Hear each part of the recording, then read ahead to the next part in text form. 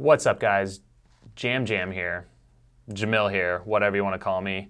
And today I want to do a little flashback kind of reaction video to my very first ultra marathon, which took place back in September of September of 2005. And there was a little race called the Hotfoot Hamster, which was renamed that year the Kachina Relief 12 Hour. And this was a training run for the Across the Years. I heard about that race after I did my first marathon, and I was intrigued. There's a 24-hour, there's a 48-hour, there's a 72-hour. It seemed ridiculous. And I didn't know that people could run that far. And I was definitely intrigued. I wanted to find out for myself what it was all about. So I went on to the Across the Years website. I think I signed up right away. And I saw they had a training run. And it was a free run, and they were testing out their track and their systems and decided to go for it. I was 20 years old, and I somehow finagled my two younger brothers to join me. They had only run a half marathon at the time.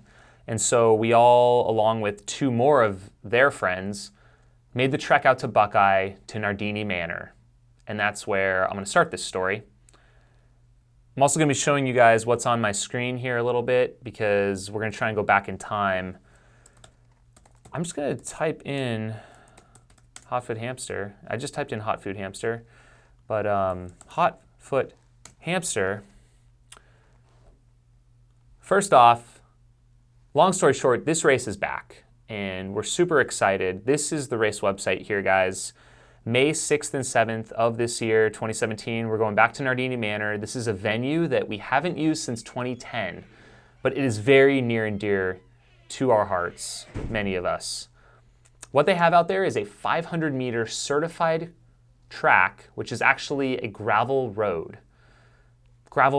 track, and it is really, really an interesting course. What I want to do now is find the old website because it doesn't exist anymore. So we're going to have to go to archive.org. The Wayback Machine. And we're going to go to the old acrosstheyears.com website, circa 2005. So we see we've got some hits here. Go back to 2005. And the race was in September, so we want to go a little bit after that. Let's try December 10th, 2005. Okay, here we go. We've got the website here. On the left-hand side, there is Hotfoot Hamster.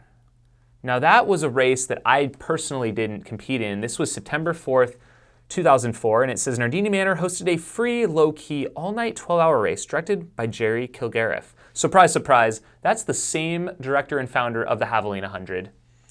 It says 3 runners took it seriously, running all 12 hours to see how far they could go. So Gary Culver, he ran the most, and that was 56.24 miles, to be exact. Robert Andrulis also went over 50 with 53, and Lynn Newton was the other at 45. Everyone else did about 30 miles or less. So I did not know about this race because I did not know what ultras were in 2004. But we entered the Kachina Relief, so I'm going to click on that page now. And let's see, we've got the results and a little write-up. So on Saturday, September 4th, 2005, Jerry K. and Nardini Manor presented a repeat of what last year was called the Hotfoot Hamster, a 12-hour night run. Because of the recent Hurricane Katrina disaster, the run was renamed. Contributions were collected to help with the relief effort. Mark Henderson, I remember this guy, he was just out of his mind. I think he was wearing just boxers and talking nonstop the entire night out there. Says he went out at a blistering pace and held on to the end to be the first ever to go over 100K in 12 hours at this event.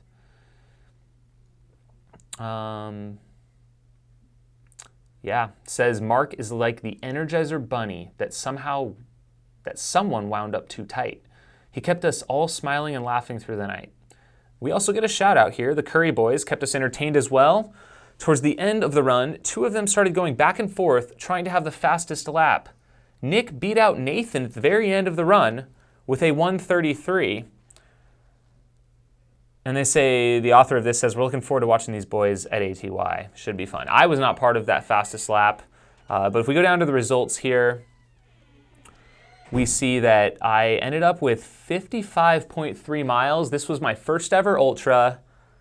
Again, I had only done a marathon before this. My brother Nick did 53 miles, and he was only 18 at the time. And my youngest brother Nathan, who was 16 at the time, ran 46.6, which is pretty freaking cool. And we really went into this race with no expectations whatsoever. I remember going out there, I think we all carpooled together, and we just set up our stuff on the edge of the track and started running. Literally had no goals, no idea what the heck we were doing. It just sounded like a good time. And we just would run laps and walk laps, and with only a 500-meter course, it's very sociable. You're doing laps every 2 minutes out there or less, and you're passing everyone constantly. And I remember talking with Jerry Schuster that night, amongst other athletes. He in particular stood out. He's a pretty experienced ultra guy, and he was just giving me all kinds of advice that I've probably now just absorbed into my knowledge base in general. But I remember him saying, you can walk, and don't forget to eat, and all those really simple things. But I think what made this event most special was just the family atmosphere. The Rublik family is some of the nicest people you'll ever meet. They're the owners of the property, and Roger himself built the track that we run on out there. I want to find some photos. I'm not seeing them on this page. So I'm kind of wondering where they are. I'm going to have to search for those real quick. We're going to go to the Ultra Puke website. This is not something that I've really shown anyone.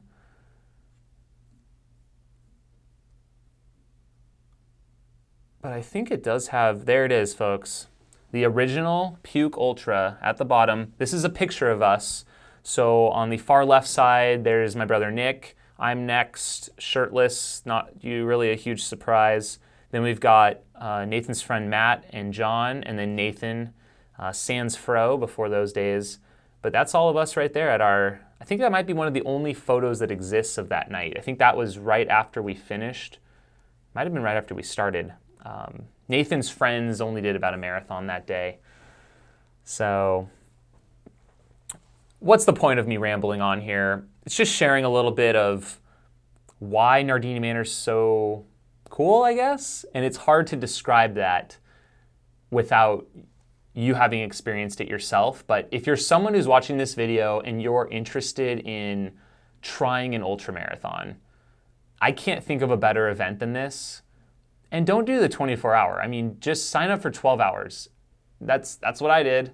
And my jump up to the 24-hour distance did not go super well.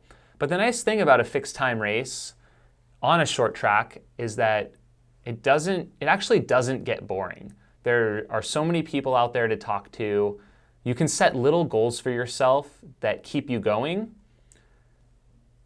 And the track at Nardini itself just isn't boring. It's not as if you are on a high school track. There's actual kind of a rhythm and flow to it. There's a wooded section, and there's an outside section, and there's a section that goes in front of the manor. It's fairly interesting considering it's just 500 meters. And the nice thing is you don't have any pressure. You can stop whenever you'd like. If you want to run for 5 hours and then take a 4-hour nap and then get up and run for 3 more hours, you can certainly do that.